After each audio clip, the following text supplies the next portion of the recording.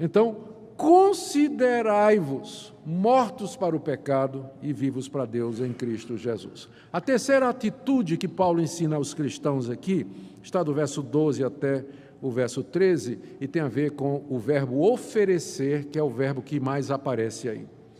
Verso 12: não reine, portanto, o pecado em vosso corpo mortal, de maneira que obedeçais às suas paixões, nem ofereçais cada um os membros do seu corpo ao pecado como instrumentos de iniquidade, mas oferecei-vos a Deus como ressurretos dentre os mortos e os vossos membros a Deus como instrumentos de justiça.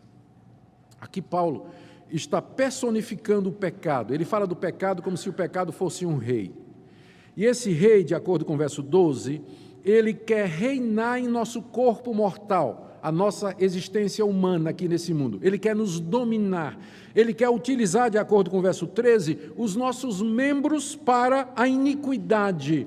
Os membros aqui se referem a todas as nossas faculdades físicas e mentais e espirituais, o nosso corpo, nossa mão, nossos olhos, minha inteligência, minha consciência, minha memória. Então, o pecado, como um rei, ele mora em mim e ele quer se assenhorar do que eu sou, desse meu corpo, dessa minha alma, da minha mente, para que através de mim ele semeie a iniquidade, ele siga o seu projeto de contaminação de toda a raça humana. Ele quer me usar como instrumento do seu propósito. Paulo fala do pecado como se fosse um rei que tem um plano maléfico e maldito de se infiltrar na sociedade através de pessoas que se oferecem a ele. E, de fato, o pecado se manifesta através das ações das pessoas. Gente ímpia, impura, imoral, idólatra, mentirosa, opressora, injusta, incrédula. É o pecado que se assenhoreia da existência humana e manifesta o seu mundo de iniquidade.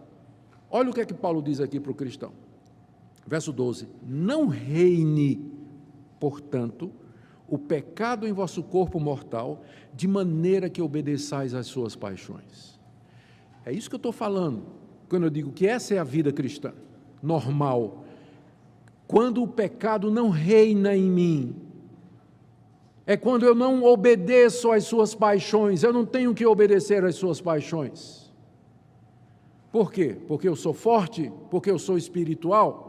Porque eu sou inteligente? Não é por nada disso. É porque eu já morri para ele. Ele pode gritar o quanto ele quiser, mas eu estou morto. O patrão pode dar as ordens que ele tiver, mas se o escravo estiver morto, morto não reage, não ouve, não escuta, não sente. Aqui eu sempre me lembro da história do Êxodo. Lá no Antigo Testamento a gente lê a história de que os descendentes de Abraão foram escravos de Faraó durante várias gerações, 430 anos. Um dia Deus manda Moisés, e Moisés, pela força de sinais e prodígios e maravilhas, tira o povo da terra do Egito, e chega na beira do mar. O exército de Faraó vem atrás. Eles foram escravos 430 anos, estavam saindo agora para a liberdade. Faraó não gostou da história, vem atrás. Moisés abre o Mar Vermelho pelo poder de Deus, atravessa o Mar Vermelho, e ali, quando o mar se fecha, sepultou a vida antiga. Eles deixaram de ser escravos do outro lado do mar, eles estavam libertos. Então, imagina a cena, se possível. Do lado de cá você tem os ex-escravos, agora livres.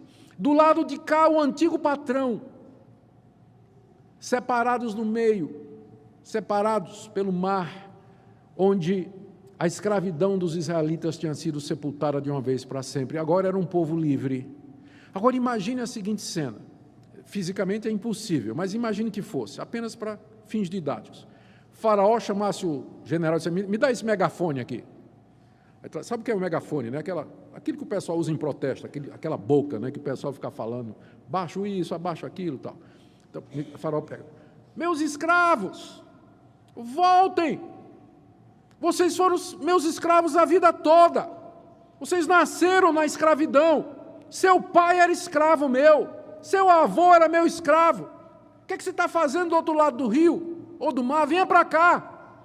Sua vida é comigo.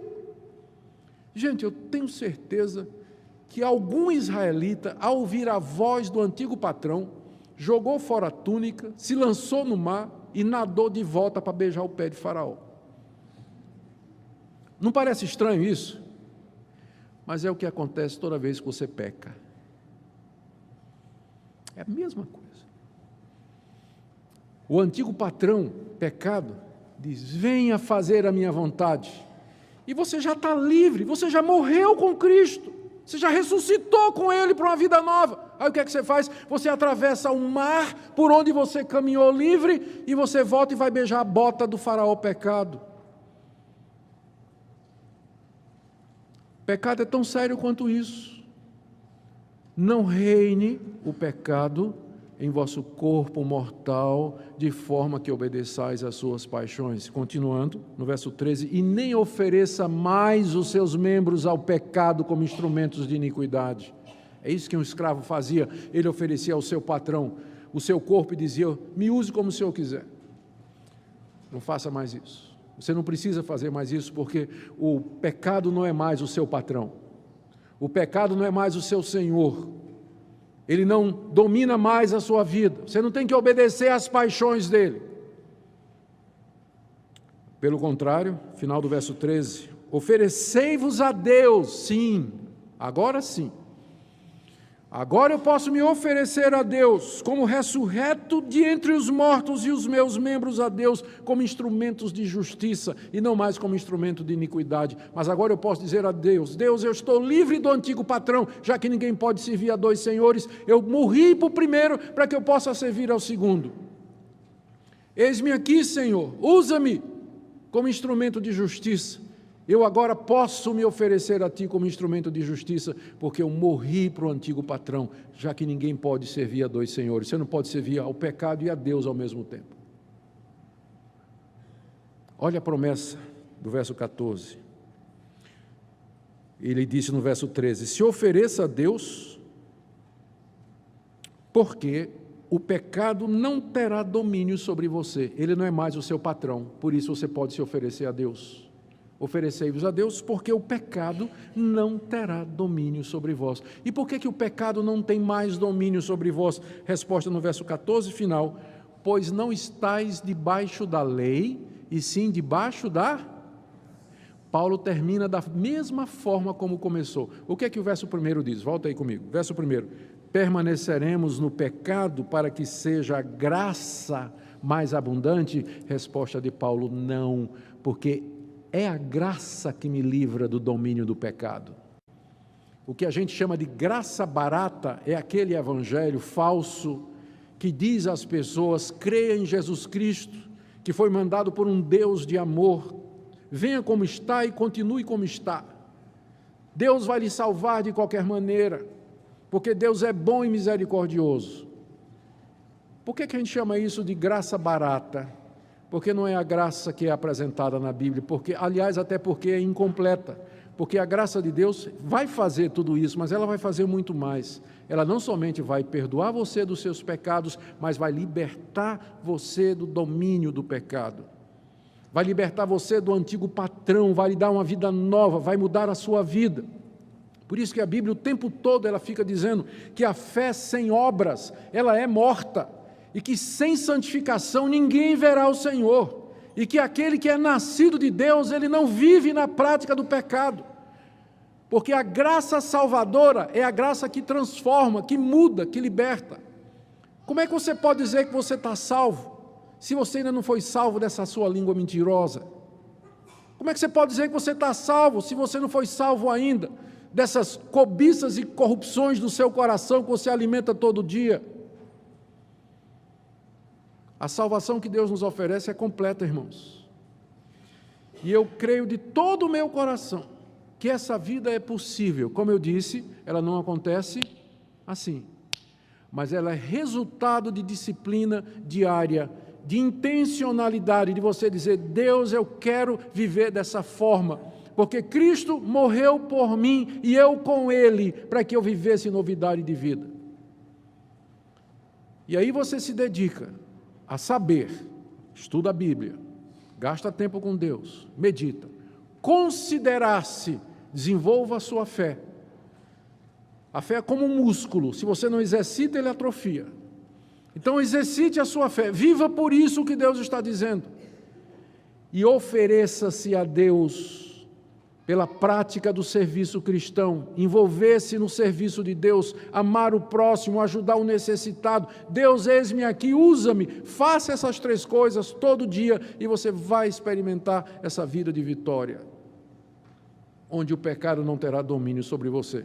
Mas se a única coisa cristã que você faz é vir na igreja no domingo, passa a semana toda e não lê a Bíblia, né? No máximo, nas redes sociais, vai ler a meditaçãozinha de 3 parágrafos que algum pregador famoso colocou e acha que, que bom, já tenho meu pão diário, né? Leu assim uma frase, né, escrita aí por um pregador, e disse, que maravilha, pronto, já alimentei, já ganhei meu dia. Nunca vai progredir espiritualmente. Como está você hoje à noite? Como é que você se coloca diante dessa palavra? A palavra de Deus é como espelho da alma, ela é como espada que vai no coração, é como fogo que esmiuça a penha. E você veio aqui hoje à noite para ouvir a palavra de Deus. Não saia por aquela porta, por essa porta nessa noite, sem diante de Deus você fazer uma análise e dizer, Deus, eu quero essa vida, eu quero libertação, eu quero viver uma vida de santidade. Talvez você tenha procurado libertação dos seus problemas. Eu quero liberdade da pobreza, liberdade da doença, liberdade disso, daquilo, mas a pior escravidão é a escravidão ao pecado. E Cristo nos oferece, mediante o Evangelho, essa libertação. Ela pode ser nossa, mediante a fé. Amém? Vamos orar. Ó Deus, que Evangelho maravilhoso e completo e perfeito e profundo e misterioso. Nós nos curvamos diante da Tua sabedoria, Senhor, que está aqui exposta na Tua palavra, e nós nos sentimos tão pequenos. Senhor, eu quero conhecer isso mais. Eu te dou graças pelos anos de vida cristã que o Senhor tem me dado, mas eu quero conhecer mais. Eu quero experimentar mais e mais da santidade, da pureza, no meu coração, no meu pensar, na minha memória, na minha consciência, no meu corpo. E eu faço a mesma oração pelos meus irmãos e irmãs que estão aqui nessa noite. Se tem alguém, Senhor, que está vivendo na prática do pecado e que não está nem lutando, que está achando que é normal, ó Deus, tenha misericórdia. Olha para aquele teu filho, tua filha, que está lutando contra a pornografia, que está lutando contra a impureza, contra a violência do seu coração, contra a tentação na faculdade, contra a tentação na escola, a tentação à desonestidade, a tentação à dúvida.